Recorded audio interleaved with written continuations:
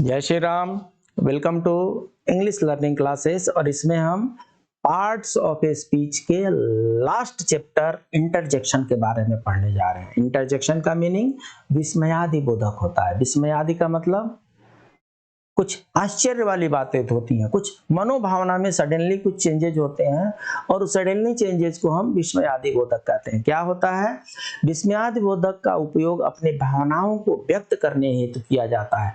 अचानक हुई किसी घटना से मन की भावनाओं को व्यक्त होना, जैसे खुश होना, दुख को प्रकट करना, भावनाओं को व्यक्त करने के लिए उपयोग में किए जाने वाले शब्द को विस्मयादि बोधक शब्द कहते हैं। इंटरजेक्शन कहते हैं। इंटरजेक्शन का स्पेलिंग आप लोग देख लेंगे।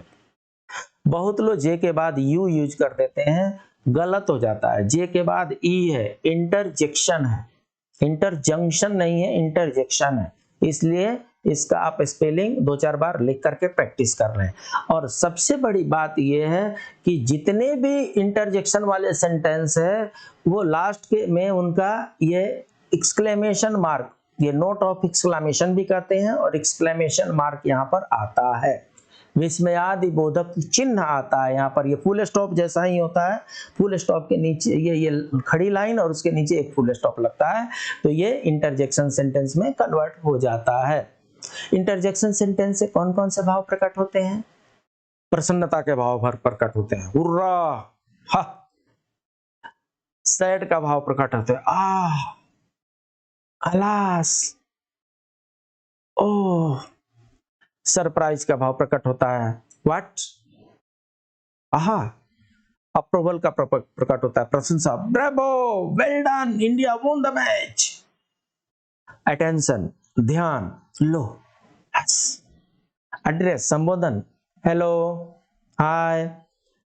पार्टिंग, विदाई के समय, अडेयू, फेयरवेल। ये सब जो चीजें हैं, ये शब्द जो है, ये हमारे अंतर भावना को प्रकट करने के लिए प्रयोग में लाए जाते हैं।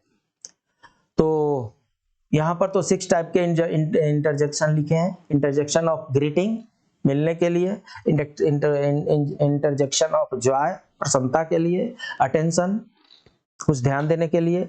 अप्रूवल, कुछ अप्रूवल के लिए, प्रशंसा के लिए। सरप्राइज, कुछ अचानक हो रहा उसके लिए। और सौरो मतलब कुछ दुख वाली बात हो उसके लिए।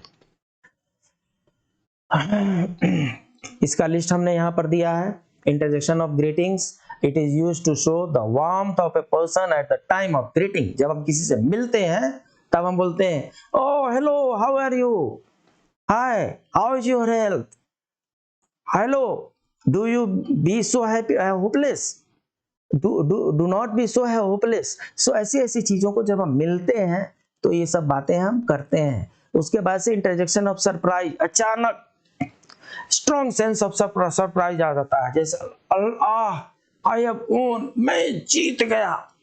जीतने की कोई संभावना नहीं थी, मैं जीत गया, खुशी से पागल हो गए, तो उसको भी इंटरजेक्शन ऑफ सरप्राइज में कर लाते हैं। इंटरजेक्शन ऑफ जॉय, ये भी खुशी का क्षण होता है। Oh what a beautiful house, किसी के घर को देखने गए, क्या सुंदर घर। स्ट्रॉन्ग सेंस ऑफ अप्रूवल और agreement such as bravo, welcome, brilliant, well done, you have done it. अगर कोई आपका दोस्त है जो अच्छा काम कर लेता है, well done. Interjection of attention, attention of others like the look, listen, behold. Example, listen, walk slowly, मतलब उसको आप अटेंशन दे करके और कुछ बताना चाहते हैं।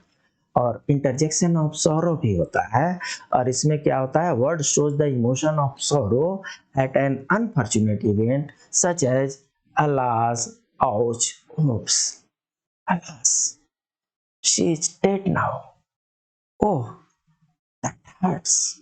सो ये सब जो चीजें हैं, ये हमारे इंटरनल फीलिंग है। इनको मैं थोड़ा विस्तार से और बताता हूँ आपको। खुशी व्यक्त करने के लिए क्या करते हैं? जॉय करते हैं। जब हम प्रसन्न हो गए तो जॉय करते हैं, और जब जॉय करते हैं, ग्रेट, ओ, थैंक्स, हुर्रा, ये सब शब्दों का हम प्रयोग करते हैं। दुख व्यक्त करने के लिए, जब हम दुखी हो जाएं तब हम क्या कहते हैं? ओहो, माफ करना, हे भगवान।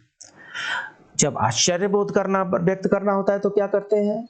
हे भगवान, मेरी खुशनसीबी, मेरा किस्मत बहुत जबरदस्त, बहुत बढ़िया, क्या बात है, वो, ओह माय गॉड, अमेजिंग। सो इस तरीके के शब्दों का प्रयोग हम करते हैं आश्चर्य व्यक्त करने के लिए। फोर्थ जो है सहमति व्यक्त करने के, टू एक्सप्रेस कंसेंट। कृपया, बिल्कुल, बहुत अच्छा किया, जरूर, सच में, आदि, please, certainly, well done, sure, true, ये सब शब्दों के लिए हम सहमति व्यक्त करने के लिए, कंसेंट के लिए ऐसा शब्द प्रयोग करते हैं, गलती को व्यक्त करने के लिए। टू एक्सप्रेस मिस्टेक, ओ नहीं, हे भगवान। आइए कुछ उदाहरण समझते हैं। भगवान आपका भला करे, God bless you my son. O what A pretty girl, कितनी सुंदर लड़की है।